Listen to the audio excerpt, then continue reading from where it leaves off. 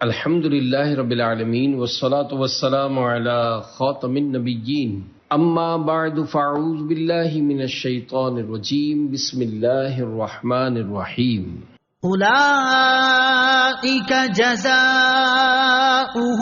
ان علیہم لعنت اللہ والملائکۃ والناس اجمعین خالدین فیہا لا یخفف عنہم العذاب ولا هم ينظرون الا الذین تابوا من بعد ذلك واصلحوا فإن اللہ غفور رحیم۔ ترجمہ: یہی وہ لوگ ہیں جن کا بدلہ یہ ہے کہ ان پر اللہ کی اور فرشتوں کی اور انسانوں سب کی لعنت ہے، ہمیشہ اس میں رہیں گے، نہ ان سے عذاب ہلکا ہوگا اور نہ انہیں مہلت دی جائے گی، سوائے ان لوگوں کے جنہوں نے کفر کے بعد توبہ کر لی اور اپنی اصلاح کر لی، تو بے شک اللہ بخشنے والا مہربان ہے۔ الا الذین تابوا من بعد ذلک، مگر جنہوں نے کفر کے بعد توبہ کر لی۔ حارث بن سوید انصاری کو کفار کے ساتھ جا ملنے کے بعد ندامت ہوئی تو انہوں نے اپنی قوم کے پاس پیغام بھیجا کہ سید المرسلین صلی اللہ تعالیٰ علیہ وسلم سے دریافت کریں کہ کیا میری توبہ قبول ہو سکتی ہے۔ ان کے حق میں یہ آیت نازل ہوئی۔ تب وہ مدینہ منورہ میں تائب ہو کر حاضر ہوئے اور سرکار دو عالم علیہ الصلوۃ والسلام نے ان کی توبہ قبول فرمائی۔ یاد رہے کہ توبہ ہر گناہ سے مقبول ہے، حتیٰ کہ ارتداد سے بھی توبہ قبول ہے۔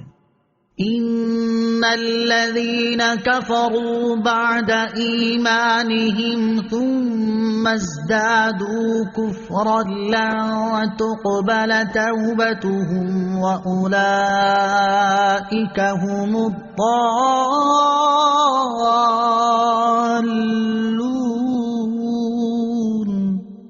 ترجمہ: بے شک وہ لوگ جو ایمان لانے کے بعد کافر ہو گئے پھر کفر میں اور بڑھ گئے تو ان کی توبہ ہرگز قبول نہ کی جائے گی، اور یہی لوگ گمراہ ہیں۔ ان الذین کفروا بعد ایمانہم، بے شک وہ لوگ جو ایمان لانے کے بعد کافر ہو گئے۔ یہ آیت ان یہودیوں کے بارے میں نازل ہوئی جنہوں نے حضرت موسیٰ علیہ الصلوۃ والسلام پر ایمان لانے کے بعد حضرت عیسیٰ علیہ الصلوۃ والسلام اور انجیل کے ساتھ کفر کیا، پھر کفر میں اور بڑھے اور سید الانبیاء محمد مصطفیٰ صلی اللہ تعالیٰ علیہ وسلم اور قرآن کے ساتھ کفر کیا۔ اور ایک قول یہ ہے کہ یہ آیت یہود و نصارہ کے بارے میں نازل ہوئی جو رسول اکرم علیہ الصلوۃ والسلام کی بعثت سے پہلے تو اپنی کتابوں میں آپ علیہ الصلوۃ والسلام کی نعت و صفت دیکھ کر آپ پر ایمان رکھتے تھے، اور آپ علیہ الصلوۃ والسلام کے ظہور کے بعد کافر ہو گئے اور پھر کفر میں اور شدید ہو گئے۔ ایمان و کفر میں شدت کی کیفیت کے اعتبار سے کمی زیادتی ہوتی ہے، جیسے قرآن پاک میں بکثرت ایمان میں اضافہ ہونے کی آیات ہیں، اسی طرح کفر میں شدت کی آیات بھی ہیں۔ یہ آیات اس معنی میں ہے کہ کسی کا ایمان زیادہ قوی اور مضبوط ہوتا ہے جبکہ کسی کا ایمان کمزور ہوتا ہے، یوں ہی کسی کا کفر زیادہ شدید ہوتا ہے اور کسی کا کم شدت والا ہوتا ہے۔ آیت میں فرمایا کہ جو کفر کرے اور اس میں بڑھتا جائے اس کی توبہ ہرگز قبول نہ ہوگی۔ اس کا یا تو یہ معنی ہے کہ ان کی معافی نہیں کیونکہ یہ توبہ ہی نہیں کرتے، یا یہ معنی ہے کہ ان کی توبہ مقبول نہیں کیونکہ ان کی توبہ دل سے نہیں بلکہ منافقانہ ہوتی ہے، دل میں کفر بھرا ہوتا ہے اور زبان سے توبہ کر رہے ہوتے ہیں۔ ایسی توبہ ہرگز قبول نہیں، البتہ جو توبہ دل سے کی جائے وہ ضرور مقبول ہے۔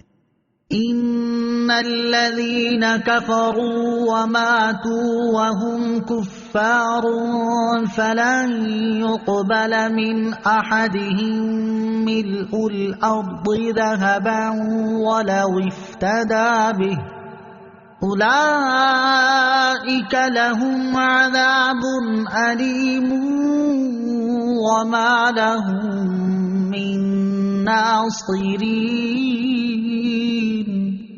ترجمہ: بے شک وہ لوگ جو کافر ہوئے اور کافر ہی مر گئے، ان میں سے کوئی اگرچہ اپنی جان چھڑانے کے بدلے میں پوری زمین کے برابر سونا بھی دے تو ہرگز اسے قبول نہ کیا جائے گا، ان کے لیے دردناک عذاب ہے اور ان کا کوئی مددگار نہیں ہوگا۔